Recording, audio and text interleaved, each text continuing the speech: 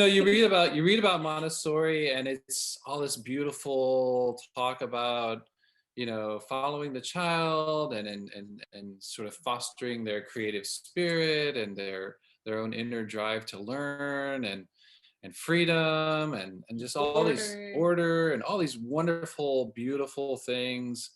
And then when you start to live it, when you actually have a child and start to, or you're teaching, I guess, boy, I mean, mess is just, it's so every day dealing with messes.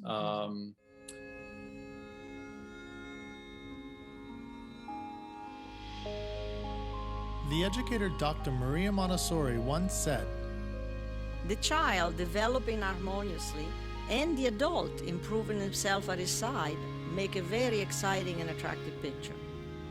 Welcome to Montessori Education with me, Jesse McCarthy, where we talk raising children and educating students while bettering ourselves right alongside them.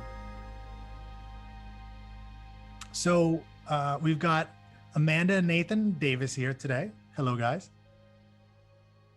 Hello. Hi, Jesse. So interestingly enough, I first met these two because Amanda, you had written me, I was, doing this podcast early on. This must have been like 2 years ago now or more. Yeah. And more. Yeah. So over 2 years. It was before Juliana was born. Yeah. So I was living basically in Miami and they were living in Florida, and she had mentioned she's in Florida, or Amanda, you had, and we connected and just went out to lunch at some point, my wife and I, and then you guys. So it was fun. And here we are. Yeah. So I think at that time, I'll go for it, Nathan. We were thrilled to find out that you live so close, because we were listening to your podcast, and then I think I encouraged Amanda. She found out that you were in Miami. Said, "Oh yeah, let's reach out to him." I was like, Jesse's a celebrity. We're not gonna have lunch with him. Just like a podcast guy. Dude, whenever somebody writes me and says that about like, "Oh, I can't believe I'm talking to you," it's still, to me, it's like, wait, what are you talking about? It's just me, So no. But anyhow, so at that time, I think it was Juliana was maybe like a few months old at that point. Yeah, when we met up. Yeah, so it must have been three. It must have been about 3 years then. Well, anyway, so you guys have Juliana, and how old is she now? She will be 3 in July, mid-July. Okay. And then who is your other child? You can share with everybody. Mary is almost 1. She'll be 1 2 weeks from today. Very cool. 11 months. All right. So I thought to have you guys on because back then, I don't know how much you were into Montessori at that point. I don't recall when you first got into it. Can you maybe share that to start? We were pretty into it by that time already. I've kind of been very aware of Montessori, or sort of more kind of tangentially aware of Montessori going way back. And then as we were having Juliana, we started thinking more about these things more seriously. And so by the time we talked to you, we had already kind of been diving into it. We'd listened to some podcasts or some recordings from another Montessori guru, and we're already reading a lot, and definitely we were sold and enthused about it. Cool. And so one thing that over the years has been funny talking with you guys back and forth is that it's messy, and you've always been a little bit edgy and just being like, well, is this really worth it with Montessori? You just pushed back in ways that I thought was really cool. And so I thought, let's start this off with just maybe instead of the pristine, amazing Montessori experience at home, what's a messy situation that's occurred at home, maybe in trying to do more Montessori or whatever kind of comes to mind? Well, like the word mess is like, it's almost like a kind of a fundamental like principle of life now, like, you read about Montessori, and it's all this beautiful talk about, following the child and sort of fostering their creative spirit and their own inner drive to learn and freedom and just all these order and all these wonderful, beautiful things. And then when you start to live it, when you actually have a child and start to, or you're teaching, I guess, boy, I mean, mess is just, it's so every day dealing with messes. Pretty much every mealtime. The what? The eggplant. Oh yeah. Well, okay. Well, a very recent one. So I had with Montessori too. You get these like idyllic kind of Montessori moments sort of instilled in your mind. You think, oh, I would be so happy to see my child like that. And one of them we have is like practical life. Doing cooking with your child, and so we try this often, and sometimes it works, but a lot of times it's messy and tricky. So the most recent one was we were making eggplant Parmesan, and I thought, oh, this will be great because with eggplant Parmesan, you have to bread the eggplant and bake them before you make the actual casserole dish. And so this is a very simple process of flouring and egg, putting the eggplant in flour and egg, dipping them in flour, egg, and breadcrumbs. And I thought, oh, I'll set out the flour in a dish, and I'll set out the egg in another dish, and I'll set out the breadcrumbs in another dish, and I'll have them neatly arranged and ready. I'll explain to her, now we're going to dip the eggplant in the flour, and now we're going to dip it in the egg, and then we dip it in the breadcrumbs. And it just beautiful order. It seems so orderly, and like she can do this, and it'll be so great, and she'll contribute to the well-being of our household, and it's just going to be awesome. And so we started it, and I think she got through one before she basically just started just playing with the flour. And so I think she's still at the very tactile, like I just like to feel stuff stage, and doesn't really care about process or end result much at all. None of it. Which no, she just wants to touch that flower and play with it and just get it in her hands. So anyway, I had to very quickly disassemble that whole thing because it was about to become a big mess. Big mess. Yeah, I feel like I've got to do an episode that's just Montessori messes, just one after another from different parents, different teachers, so there can be some more perspective. Because maybe I'm even a little bit too flowery at times. So even in that, what jumps to me immediately is that now I've been to your place. Juliana is playing with all sorts of great stuff, and you guys got all sorts of cool stuff going on. What jumps to me is that flower is like that, like you were saying, the feel of that flower has got to be so different, and then, because as you were explaining, I was like, wow, this could go really well. I could see I was just like with you, Nathan. And then I didn't think, well, the feeling of the flower. Yeah. That's more. Yeah, that's more exciting than anything else in that moment. And it's fascinating, but even we learn about, even in the mess ups, you learn something, so it's kind of cool in that way. But, I know you, Nathan, you're making dinner. It's like, this is not the time for me to be learning about flour. Well, yeah, I never even thought about, to be honest with you, until you just mentioned it. I never even thought about how fascinating the feeling of flour was to her. And it would have been good for me to maybe take everything away and then let her play with the flower. I mean, that would have been a good idea. But I mean, listen, in the moment it's tough. But, and I kind of think of these things like, I don't know if it's like the idea of something to us would be like swimming in Jello. Like that's weird. And I know it's kind of something, but now I'm thinking about it, I'm like, that might be kind of interesting. Like what would the feeling of Jello be? Because we've never experienced it. And I think kids are always like, they're always having those experiences, and we're just unaware of them, but anyway, so to kind of, let's make this positive, because I've seen you guys, I've been to your place, I've seen you with the kids. It's a joy to watch you guys with the kids, because you have such patience with them. It is beautiful. So instead of now, let's get off this messy thing. Why don't we give an amazing experience you've had that's maybe Montessori related or following the child related? That's not the crazy eggplant.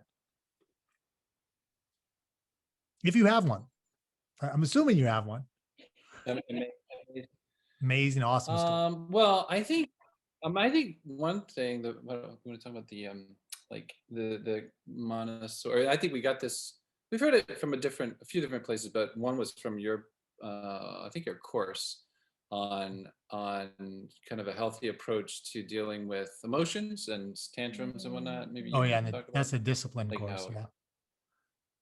yeah, Sure. I mean, like like explain saying how effective it empathy, is your to feelings. yeah to empathize and Mhm. you know Maybe have a um specific example, but well, it happens every day. yeah, it just she'll happened today. yeah she'll have an emotional reaction and to something, and instead of sort of um I don't know, either being annoyed or impatient or whatever, or just telling her, come on, we're gonna do whatever, to stop and just empathize with her and tell her, yeah, that I can see this is really hard for you. It's Mhm. almost like a miracle every time, because Mhm. Yeah. if you do that and just give her in a way like the respect of of her experience and empathize with her, then you well, for one thing, she recovers more quickly.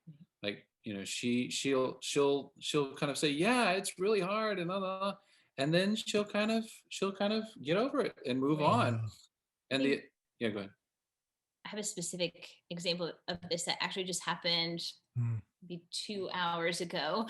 We went out for a walk after dinner, and we have some chickens around the corner that live at our neighbor's house. And Juliana wanted to go see the chickens, but it was a little bit late, so we couldn't go all the way there. So we got about halfway there and we had to come back. But she just started walking on her own. She was just like, bye, and started walking down towards the chickens. And we thought like maybe she'll eventually turn around, but she was just going for it. And it took us a while. Eventually Nathan went to go corral her and bring her back. She just kept trying to bolt back towards the chickens. And eventually I just said to her, you really wanted to see those chickens. Yeah. The chickens are so cool. It's so great to see the chickens. We can see them another day. And after that, it still took her a while to get home. She wanted to pick flowers and the whole nine Mhm. yards, but she let it go. She didn't Yeah. try to run away. And it wasn't any sort of like big, oh, mommy, you understand me so well, because Yeah. she's 2. Yeah. But you feel the energy kind of let down. We've definitely seen that at other times, just acknowledging you really want that, or oh, it's so hard that you Yeah. can't do whatever she Yeah. wants to do. Um, I that's a big and shift. Yeah. this is, I got to tell you, out of so much in Montessori. Now, Montessori doesn't go deep into this particular point. This I think is Heimganot that I've talked about, but Montessori, I kind of think of it as completely in line with Montessori, and there are elements where she kind of be like this, but man, I wish so many more parents knew about this, and men and teachers, because as you guys both said, and Nathan, it's in the beginning, it's like an immediate change, of a child, or Yeah. even us adults. Like, it's weird when you do this and you say, oh, you're really pissed off right now. You're really, I'm seeing you're really upset right Yeah. now. It's like, you get me? You understand me? Yeah. Yeah, Um, yeah. The other thing, it's not only just an effective way to, in a kind of in a bad way to say, like, to manage, mhm. their emotions. It's actually a way of connecting with them, because when you stop and share their feelings with Mhm. them, I feel closer, Yeah. to her. I Yeah. feel like We we're can having a moment, relate. like, Yeah. That we okay. really get it. And I'm Yeah. grateful, I'm Mhm. grateful that she's sharing it with us, that I've taken the time to stop and just be there with her. And Yeah. then I'm also grateful that she, she moves on, but Yeah, you do. I mean, I it's, like yeah, that, because it's, there's the kind of combo of like, hey, practically, you don't want your child running off all the time and then flipping out if you say stop and all of that. But as you guys are saying, like it is Yeah. really an emotional like relationship thing as well. So I think that's a great point. So thank you for that Yeah. one. Yeah. You guys in general, what I've found, because sometimes there'll be this kind of hardcore Montessori parents and it becomes almost dogmatic.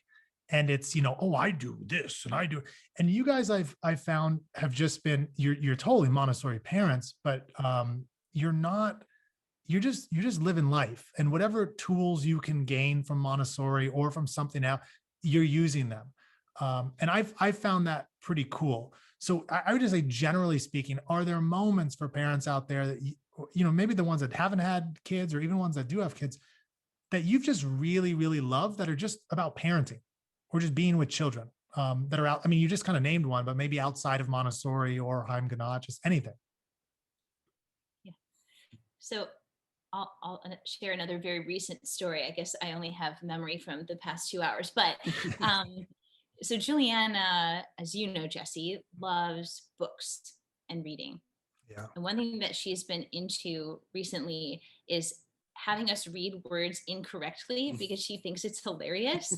And so today she like kicked it up a notch and she would turn the page and say, "All right, read it wrong." Like literally every page she that with did me it. today "All too. right, Yeah. read it wrong," like in Yeah. her cute little voice. And so then it's really fun, and it's like just this beautiful moment of play and lightness where it, I get to be creative and try to figure out which word I'm going to say incorrectly and say something funny, and she thinks it's funny. The reason, so she can't read, but we've read a lot of these books to her so many times that she practically has them memorized. So she's amazing with that. So this started that occasionally we'll misread something, Yeah. and she'll correct us. And so this has become the game. Yeah, isn't it? exactly. Yeah, it started with, it actually started when she has a book about coral reefs, and it says, look with your eyes, but never touch with your hands. And her finger was covering up never. So I just figured it said, look with your eyes, but don't touch with your hands. And she's like, never touch with your hands. Stand corrected. So now we get to put the word that she makes. Oh, man. Yeah. And I don't think that's really Montessori related at all. It's just like a really fun moment of getting to see what she loves and what she enjoys. Yeah. Her little personality, playing this little game with her. And I think that's, I mean, there's no principle of kind of have fun with your child, like it's just, that's a part of life that should be, I would say. But yeah, that's, I wish. Wait, what was that? I said it would be a drag if that were a principle. Like, yeah, I mean, one must have fun with come one's on, we don't need this. Yeah. But I wish everybody could hear Juliana's voice, because she's so silly. But yeah, she loves, it's amazing how much she just memorizes those books. It's incredible and just repeats. But yeah, it's amazing. I think something that's more general, so that story kind of applies to Juliana in particular with her love of reading and her memorizing of the books. But I think one thing that I love about parenting in general is, and you at the beginning of your podcast, you quote Montessori, saying something about there's nothing more attractive than the developing child or I forget how it goes, but and us growing alongside them. Mm-hmm. And so this like relationship with the child is that that we receive a lot too. And one thing that I receive, and I'm really grateful for, is just the opportunity to see life through their eyes. And they like you said, like with the flower, they're like, it's so fascinating flower. And like, and you stop to think about it, yeah, it really is fascinating. Or like water, if you really like stop and think about it, it's like amazing, and of course we just take it for granted. And like a practical or a very recent experience was this morning. My dad stays with us for a good part of the year in the winter months. And And so this morning he left. He was driving back to Arkansas to visit another sibling. And so we were all out there this morning saying goodbye, and he was driving away. And I've said goodbye to my dad a lot, over the years, and it's not that big of a deal. You'll see him again, presumably, and I don't know, you got cell phones and all that, but I could just see in Juliana's eyes that, like, she was, she was affected, and it was, in a way, it was like just sinking in. I don't know. So it it just deepened, like, the whole experience. Of In a way, it's a kind of a sad thing, but I'm still grateful for it because it's like part of life. But it, like, deepened the experience of leaving loved ones, of Yeah. um, seeing it through her eyes, and so it's that way with a lot of things, Yeah. And I'm happy you're raising that, Nathan, because I think, and I mentioned this, I think, on the previous podcast, but we just think of education and raising children and learning, and sometimes we get too focused on them learning academic things. It's reading or writing or arithmetic, and this is life. Like, that's dealing with sadness or dealing with somebody saying goodbye, and that's just as important as these quote academic subjects. well, yeah, But I think they tend to take, like, oh, we've got to deal with this, as if it's like a side issue. Mm. And I talk to teachers a lot about this, because when there's behavior issues in the class, it's like, and I felt this when I was an early teacher, it's like, oh, this is taking away from the work. And I try to, like, really emphasize, no, that is the work. Right. Like, that's Yeah. part of it. So I like that you're kind of raising it, and also not even on the negative end, but on the positive end. This is a part of that. You get to experience the world through a child's eyes and emotion. It's amazing. It's so So I like that. Yeah. Yeah. Yeah, Now- we'd never been. We were never that, like, we never saw Montessori as like a key to success. Or like, Right. Yeah. Yeah, Or no, we were like- probably pretty like, against that from I the saw that in the beginning. beginning. we always yeah. saw it as a way of life, and yeah. Yeah, sometimes it's- I'll sometimes get pushback, like, Jesse, you shouldn't emphasize that, Montessori children can read early or can do math early. And I'm like, for the same reason that I emphasize that Montessori helps with personal development and social development, I'll also say that, man, your kids, if you really do Montessori right, your kids will start reading, they'll do math early, because Yeah. it's cool. But as I know you guys are basically saying, and it's really important for especially affluent, super cool spots. Normally these parents tend to want their kid to, like, he needs to know how to read at 4.5. And it becomes like a Yeah, competition right. almost, So I know that's not you Right. guys. Yeah, yeah. So No, but at the same time, like, you're like, yeah, it makes sense that they can read, at an earlier age, and that they understand math in a much deeper level, and we're happy with that too. I mean, don't get me wrong. And I think another thing is, like, we wish we had that, like, if we had that Montessori, kind of environment, perhaps we would have had interests, or our lives would have been, sort of richer too. And it's another reason why I think we're interested in Montessori, because we can see how in our own lives it would have made a difference. yeah. And in a way, it all comes back to unlocking their potential. Mhm. And so whether that potential is in reading or math or emotional development or music, or just unlocking what is possible in children is so powerful and so Montessori, that it looks at children as really capable and really unique, and in whatever area they end up going in more quickly, or whatever it is, it's just like giving them space to develop themselves Yeah. from the start. So of course they're going to be earlier than kids who aren't raised in that way or given those opportunities. So it just all flows from the same idea. So with what you're saying there, some of that freedom and allowing children to go at, their own direction or their own pace, can you talk, getting more into, like, the reality of it for parents and for teachers, can you talk a little bit about there's definitely an extra patience that's needed for parents that are Montessori parents, or I mean, all parents will need patience and all teachers are going to need patience. But I think there's an additional patience, particularly in the beginning, when you really have to step back and go, okay, they're not going to get their shoes on in a minute. It's going to take 5 minutes, maybe take 10 minutes. Yeah, maybe take an hour. I know, maybe take an hour. So how have you guys seen that happening? You know, that kind of need for a lot of time, developing patience, anything related to that, that you think would be helpful, or you just want to share a story or whatnot with everybody out there?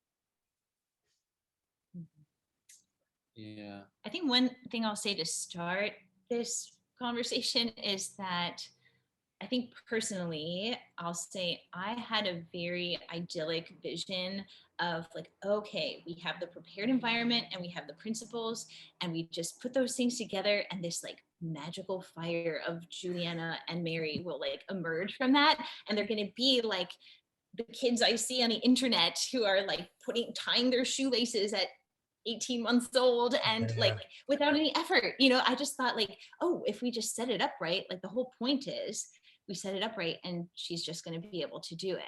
And like that makes no sense that I thought that, but I really did. Until like I think I didn't know that I thought that until I was like, what's going on? Why can't she do these things? So I think like as a big framework, that's been a huge shift for me personally. I don't know for Nathan, but like to give it the time that it needs and to recognize that she is still developing, and that probably those kids online are actually much older than her, or or have done a bunch of mess ups along the way or things like that. Like I just had this vision that if we just give her the proper materials, that she will just happens. Well, and I think, speaking of the proper materials, I mean, I think one of the mistakes we made also was that, one of the main principles of Montessori is follow the child. And so like when we went out and bought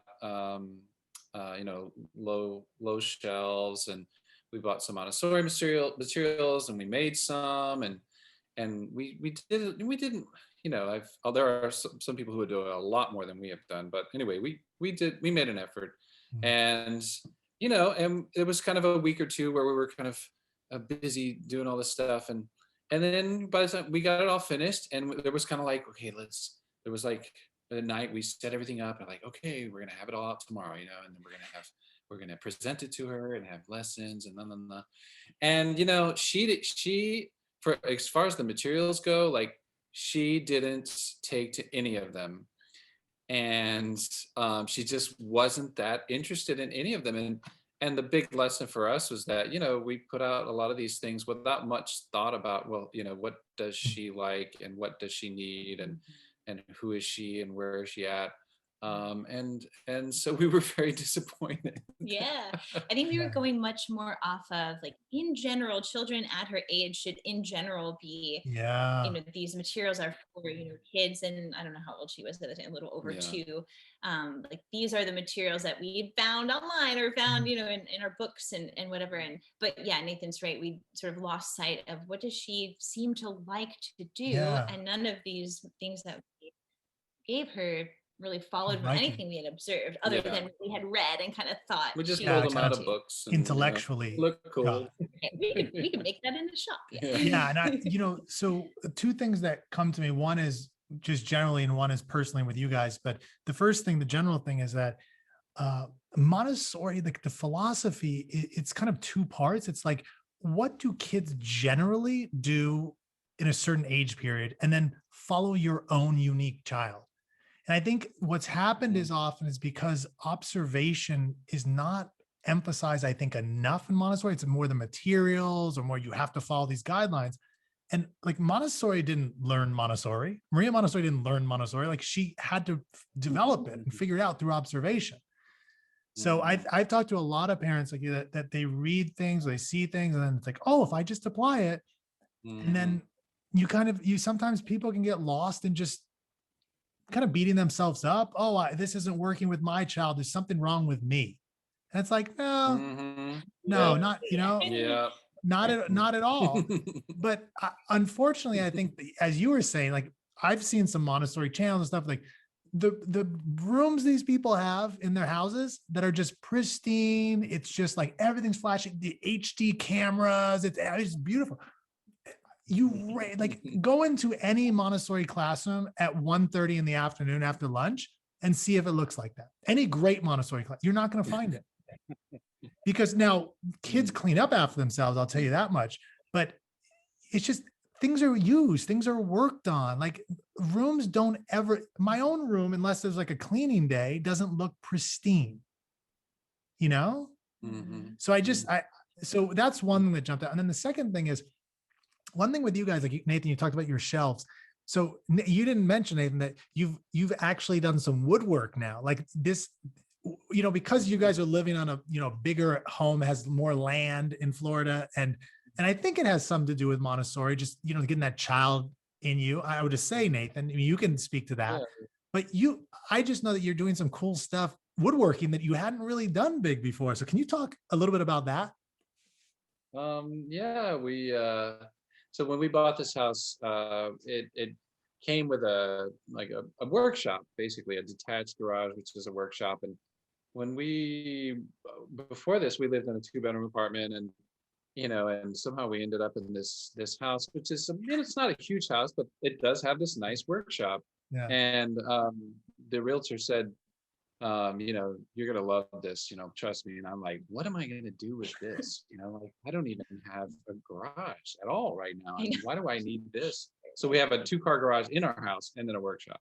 Yeah. And so anyway, only recently have I started to discover, like, oh my gosh, like this space is incredible. Like, because I have started to get into woodworking. And that kind of started because I wanted we were gonna buy some, like, a Montessori floor bed for Juliana, for Juliana and Mary. And then I was like, well, let's do a bunk bed, but with a floor part. And then I don't know, I just got it in my head to make it. And so anyway, so we made Juliana, my dad and I, we made Juliana a loft bed with a floor bed part of it. And that I don't know. I've seen it. That's solid. Yeah. It's not like some flimsy little thing. This is a solid freaking bed that you made. But I also like that you made it with your dad. So there's something I like that this is just, this is what I'm talking about when we think about Montessori, with both of us, the kids and the adults growing. It's just, there's something so beautiful about that. So. Yeah. And I'm not sure I could articulate it yet, but there is something about, like, there is something about making your own stuff, also finding a passion, having a passion. And there's having land where you can do stuff like that. I don't know. It's all kind of like coming together. Like, life. We have a garden, like the life, the Montessori homestead. That's kind of like like we're going to start a blog or something. The Montessori what was the original? Because I know you guys, we were talking about this a while back, and you said we're the Montessori. There was some funny word. What did you call yourselves? Or maybe I'm embarrassing you. Maybe I shouldn't say. No. Well, we still use a lot. Well, we joke about having a blog called How We Half-Assed Montessori. And that's kind of a play off of the well-known website called How We Montessori, which is one of these ones that's just like amazing. It has all this great stuff. But it's like, wow, we could never be like that. So let's just admit it and say let's call our blog How We Half-Assed Montessori. Yeah, I like it. But yeah, I mean, and again, it's not to say, like, I've been with you guys out with the kids, and I can tell you this much: most normal parents that have no clue about Montessori, you guys would look like, how are they doing this? It would just be insane to them, So I think there's always levels to this. And Montessori had that line about progress is not linear. I don't know if you guys heard that one, but and it's just so true in life, whether you're a kid or us. Things don't just fall into place. Like, they take time, it gets messy. So I like the half-ass Montessori, that's, or maybe, yeah, you could be the half-ass Montessori dad and the half-ass Montessori mom. Yeah. I like that. Perfect. So, I think given that you to guys, follow up, just yeah, go for it. No, go for it. Go for it. okay, sorry. Something that you said reminded me of something that I wanted to touch on, and Mhm. I forget exactly what you said. Oh, about progress is not linear and all that. I think the principle of friendliness with error Mhm. is something that struck me right away when we first were introduced to Montessori through these talks that we had heard. It just really resonated with me. And I think it's been a huge point of growth for us as parents. Um, and for when we are able to practice it with our children, I think it is a huge point of connection, point of growth. Like, to see, and it goes back to the messes, or yeah, just whatever it is, that the mistake is not a problem, but kind of an opportunity, or even just something to roll with, and change the course of what you're doing.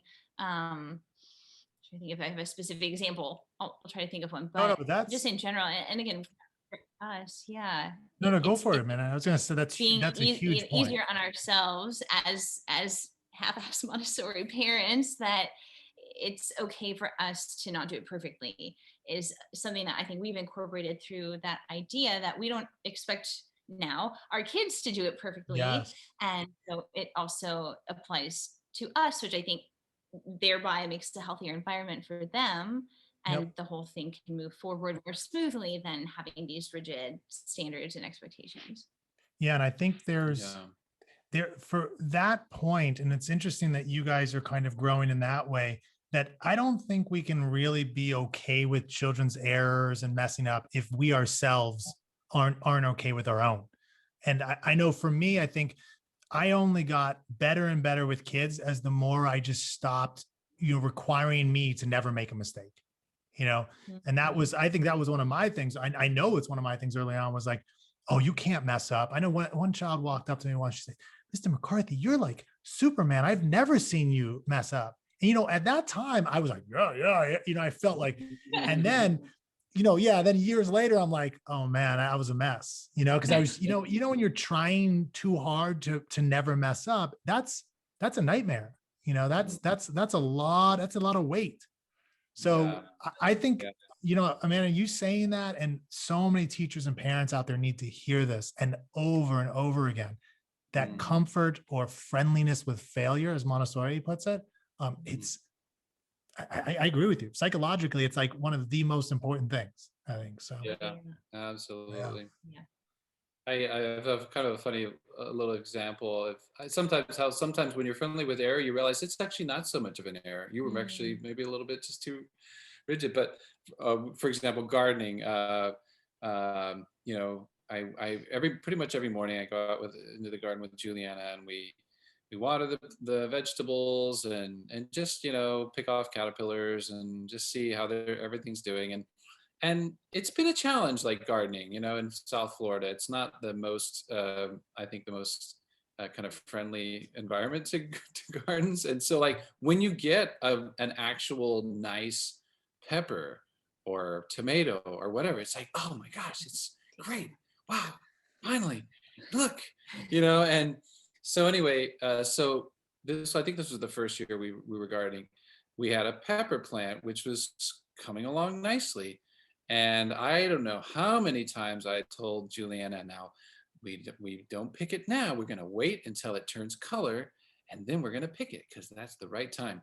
And one day she she just picked it, and because that's a small green one. A small, it was not ready. It was maybe half grown. She just picked it, and I was like, oh, Juliana, you picked the pepper. It was too soon. And I mean, I was definitely like, I was not friendly with air, yeah. at that moment. And I came in, and I kind of like, okay, well, whatever. Life goes on.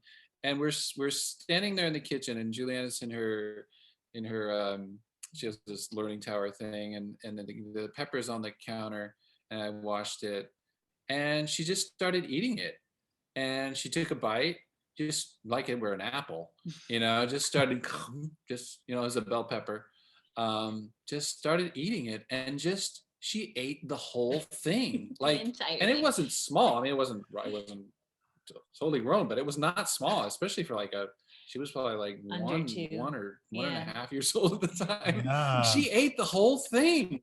And I was like, okay, well, I guess it was okay to pick it. I mean, you liked it. I mean, so there it is. I mean, I was wrong. Man, that's great. So, That's so cool. so she taught me, She taught, see, the kids are teaching us things. I love it. Yeah. And so, I mean, and sometimes too, like when I think of this failure, this kind of comfort with failure, it doesn't have to always be in the moment. I think that's the end goal is for us to immediately go, oh, I messed up. Well, that's okay. But so much in life is like, yeah. you are like emotionally, it's painful in the moment. And then you were able to kind of think about it that night, or, in this case, not too long after. So I don't think the ideal has to be, our immediate emotional and thought is all in one. And we're like, I am comfortable with this person cutting me off. I love it. Like that would be silly. So, Well, so yeah, you're right. Yeah. So I mean, but I go for it. Go ahead. No, I see we were cutting each other off.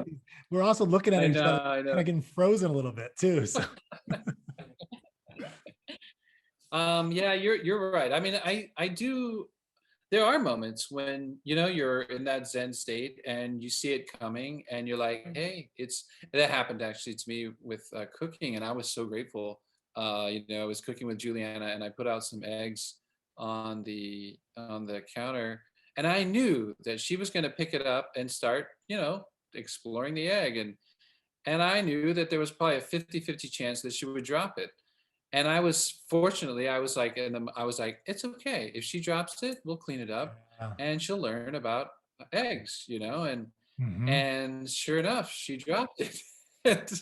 And I was able to just roll with it. And love it. She was grateful too. I could see in her face that she was relieved that I didn't react like I normally do.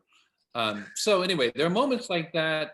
But I'm also grateful for like you said, Jesse, like at the end of the day, like Amanda and I do a lot of processing at night after they go to bed, and we talk about the day, and I'm grateful for those times too, because it helps to see, okay, what went well, what didn't went well, and what didn't go well, and we can do better tomorrow, and we have a plan. It's not you're not a prisoner of whatever habits or fate, or you can do this. Yeah, it's your life, your choices. Yeah, I like that. I like that as kind of like to finish up here. I mean, unless you guys have something else you want to share at the end, but I really appreciate that point. I guess I've just been having this thought that we haven't talked about Mary at all. And I feel badly because Mary is a very important part of our family. Look at this. See the guilt? The guilt is heavy. You can never do enough. I'm not friendly with this error. My poor little Mary. Because add something about Mary, please. Yes. I know. I mean, what can we say? Mary is our Montessori materials child. Yeah. Okay. Yeah. So Mary is, can I say that she's ignored? She's largely ignored when her sister is needing attention. It's not true. She has plenty of alone time to work with things. And she, from very early, has been absorbed like Juliana never was. And it's probably a second child thing. It's probably personality. Who knows? We'll see. She's only 11 months old. But it is so fascinating to see the difference. And I think what's helped me, going back to like my slight neurosis about how she was supposed to be able to do things right away, Juliana, like actually seeing that Mary is absorbed in like very basic things, like just opening and closing a box, or like moving the blocks in and out of a basket. Like she'll do it for a long, long time, or just playing with a wrapper. Like she'll just be absorbed. And to see that, like, actually, we did really nothing to set, I mean, we left her with some stuff and she just took to it, to me was like really reassuring that it's really about the child. It's really about the differences in the child and being able to see like, okay, yeah, we're going to have to find some materials that Mary is right now. She's intrigued by everything, which is beautiful. And, you know, being under one, I think it's a nice, easy time, but really getting to see as she develops what she has a proclivity for, or, you know, what she's sort of into. Um, and that it's okay that it's different, and that Yeah. Juliana is attracted to certain things and Mary will be attracted to other things. And that is to me like, yes, that's what it always has been. Like it's not the materials make the child, Yep. but the child makes the child. Yeah. And the materials are just there to support them. Isn't it me? I feel like we go, you know, when you're more you know about children, the more we look within and the more we kind of think about things, the simpler it actually gets. Like you just said, it's okay for it to be different. And like that's like it's so profound, but it's just like it's a simple thing. Like, oh yeah, of course it's okay to be different, but we get lost. I mean, if you think about traditional schooling, it's not okay to be different. Like the whole thing is you have to be like your first grade peers or your second grade peers. So I think we have this, there's so much weight on us from traditional school, from traditional raising kids, from comparing to your neighbors. It's got to be like this. So there's just so much work as adults we got to go through. And at the end of the day, it's as simple as what you just said. It's okay to be different. And it's like, holy shit, you know, that's deep, but it's so simple, but it's deep. But it is. I mean, anyhow, so yeah, I'm happy you raised that. I'm happy you raised your different daughter as well. You didn't leave her out and be a bad mom and leave out one of your kids. Horrible mom. Anyways, well, I'm happy I had you guys on. I hope everybody else enjoys it as well. Thank you for coming on. Thanks for having us, Jesse. This is fun. Yeah. Thanks for your work too. You're doing a great thing. Oh, thank you. Yeah. We've been really lucky to know you, you know, as we have. We listen to your podcast in the car and Juliana says, Mr. Jesse's on the radio. Well, actually for a while she called it the CDO. Because there's CDs and the radio. Oh, the CDO. You guys are old school. You got a CD player in the car. I like that. Oh, yeah. Well, cool deal, guys. Good to see you again, and we'll talk soon. Thanks, Jesse. Awesome. See ya. Bye.